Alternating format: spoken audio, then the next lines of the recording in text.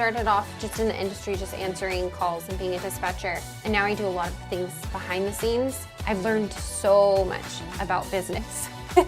And just, you learn on the job. I know that permits need to be pulled. We need business licenses. I've learned a lot about HR and how to make sure I'm keeping employees happy. Even business laws and things that they require. The contractors board, they have a lot of needs. There's more behind the scenes that a typical person doesn't understand. It's not just there's one person coming to your door to fix your heating and air conditioning system. There's a lot of things in place behind that to get that person to your door to help you, or even answer the phone. It's a whole chain reaction.